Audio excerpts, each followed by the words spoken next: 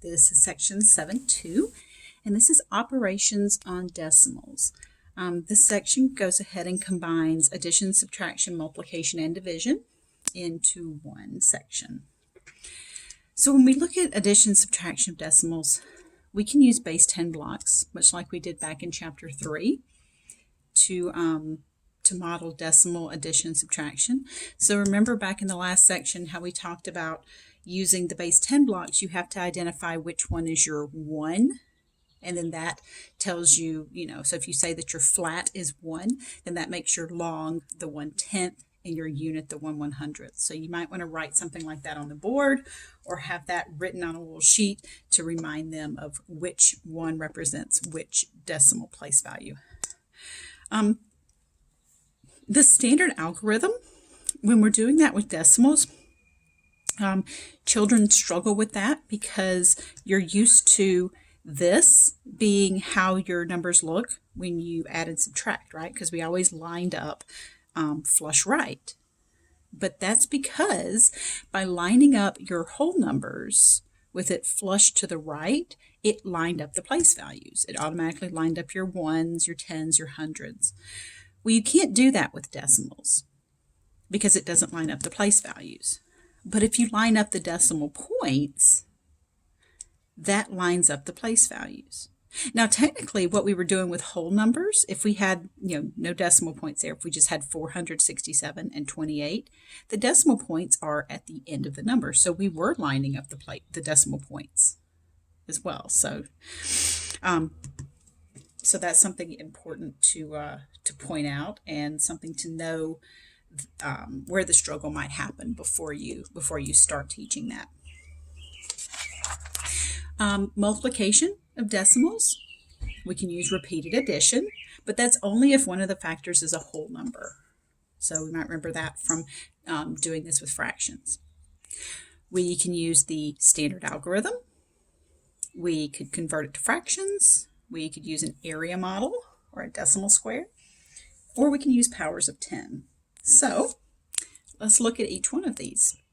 We know repeated addition, as long as one of the factors is a whole number, we can write this as 3 groups of 0.2 and add 0.2 3 times. Now the standard algorithm, that's where things get weird and new for us. You might remember the standard algorithm says that you basically ignore the decimal points and you multiply this as if it were 316 times 4, and you get 1264. Then you count the number of decimal places. So here there was 2 decimal places in this number. There was 1 decimal place in this number. That's a total of 3 decimal places. Why are we adding this? Why are we not multiplying? I mean, we multiplied over here. Why are we suddenly adding? Well, let's go to the next page and see. If you look at this in terms of fractions, 3.16 times 0.4 is 316 over 100 because of the 2 place values, the 2 decimal places. And then we've got 0.4, so that's 4 over 10, that's 1 decimal place. And we know that you multiply fractions by multiplying straight across the top and straight across the bottom. The straight across the top is the 316 times 4. The bottom is the 100 times 10, which is 1,000. So remember, there's an exponent law that says when you multiply with the same base, you add the exponents.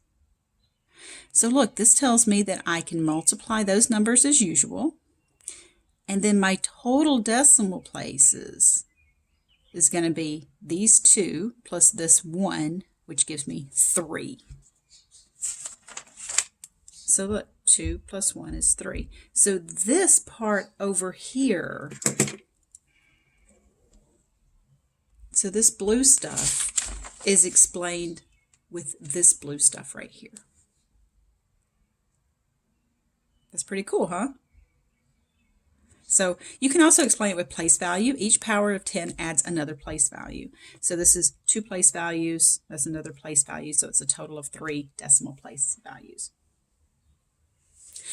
You can also use fractions for decimals, like if there are some decimals that you recognize, like 0.25, you might recognize as 1/4, 0.5 you might recognize as 1/2.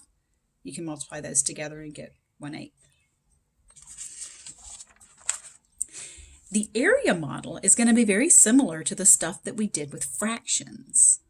The only difference is with the fractions, we always had to partition it up into rows and columns based on the denominators. If it was like 1/3, we would have to have 3 columns, and like 1/4, we'd have to have 4 rows. Here, because it's decimals, we're always going to be partitioning into 100. Why? Because of decimals, 100. So if we're going to draw the area model for the following here, so let's just look at these one at a time. So an area model to show you 0.2 times 0.3, that would be 2 out of 10. So I did 2 columns out of 10. I just didn't draw all 10 columns. And then 3 rows out of 10. I just didn't draw all 10 rows. And then remember from the area model that it's just this little box right here is my shaded part out of this total. So each one of these individual squares is 1 out of 100. So that's 6 out of a total of 100 squares, which is 0.06. So your decimal square is going to look like a flat or a base block. So it would have, 10 across, 10 down. So this is the equivalent of 1, 2, 3, 4, 5, 6 out of 100.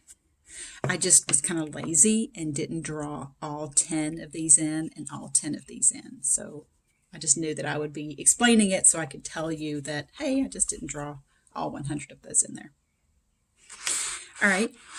Now, you might remember this from the rational numbers that we did, the 1.2 times 0.3. Here we have to have one whole and then another whole that we're going to take part of. So my 1.2 is one whole square and then 2 columns of another square. Again, this is 2 out of 10. And then the 0.3 is 3 rows, but I got to take those rows all the way across both of those squares. So my intersection of 1.2 and 0.3 ends up being all of this. Now remember, each one of these is 10. So that's 10, 20, 30, 31, 32, 33, 34, 35, 36. And each one of these is out of 100. So it's 0.36. If you did this by using the standard algorithm, you would get that 36 from multiplying 12 times 3. We have 1 decimal place plus 1 decimal place is 2 total decimal places. So you start here at the end, 1, 2. That puts my answer at 0.36.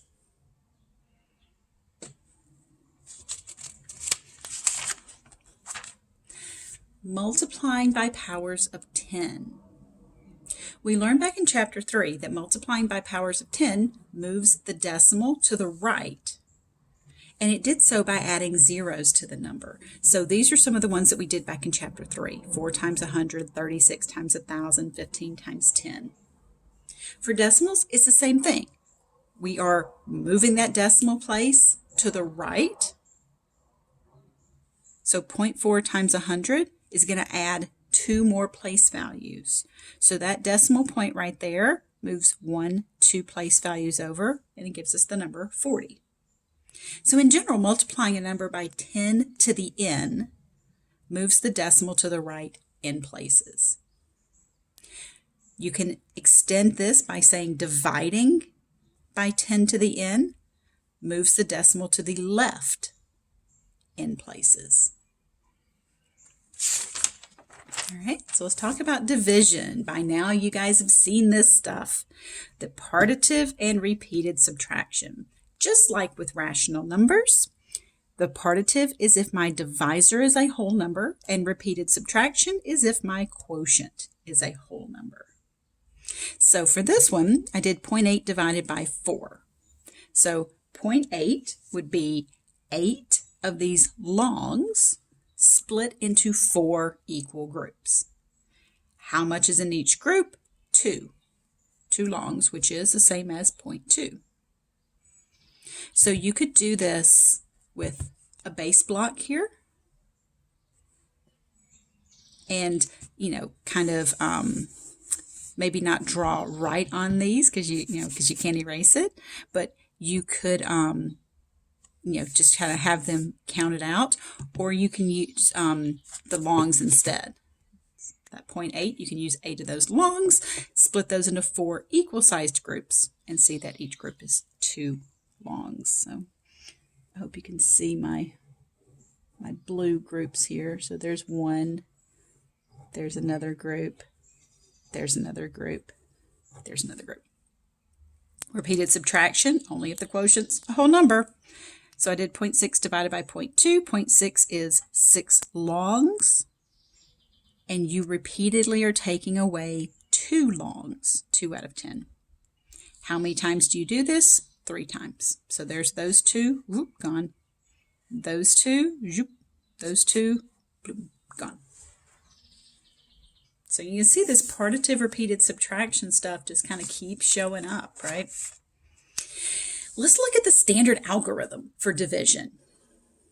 The standard algorithm for division tells us that we can move the decimal place on both numbers. So I can make this easier by moving that decimal place over 1 and then that decimal place over 1. So that I then make it into an easier problem of 2 into this number. This decimal point doesn't bother us, right? As long as we keep everything nice and lined up, that decimal point's just kind of along for the ride. This decimal point over here is troublesome, so that's why we moved it 1 place. A lot of students get this algorithm confused, and they think that you can just move the decimal to the end of both numbers. So just move it to the end of that one, move it to the end of that one, and have 2 into 3, 4, 5, 6. That's not the case. Now, what are we doing and why? If you look at this division problem, I rewrote it as a fraction because we know that fraction bar is the same as division. If I multiply the top and the bottom by 10, that's just 1. So we know that multiplying a fraction by 1 doesn't change its value. It just makes it look a little different. But it's the same fraction. It's just wearing lipstick and a dress. Because this is 1, same number top and bottom, this is moving that decimal point the same number of places.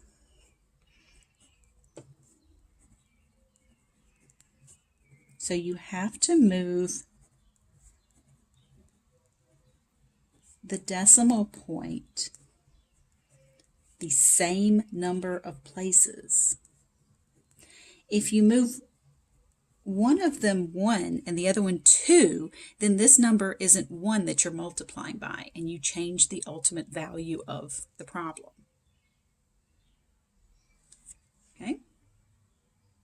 Okay, so that almost concludes this. I did want to point something out that's in the book, and that is the mental computations here. The mental stuff for decimals is very similar to a lot of the stuff that we already did. So I just kind of wanted to point it out. I don't want to do a whole lot with the mental computations for decimals, but I did want to just kind of point out that it's breaking up and bridging. We've seen this technique before. Compatible numbers, we've seen that technique before as well. The balancing, where you can kind of add something to the top and bottom. Remember that equal add-ins thing there where you make it nicer to subtract. So I just kind of wanted to show you that a lot of this is the same. The estimating would just be, your normal rounding kind of thing. But I just wanted to point out that some of this is the same. I tend to focus more on mental computations of whole numbers, maybe some rational numbers, but I don't really put a whole lot of emphasis on it when it comes to decimals, just because we've spent so much time doing it for other number groups. So, all right, that does conclude section 7.2.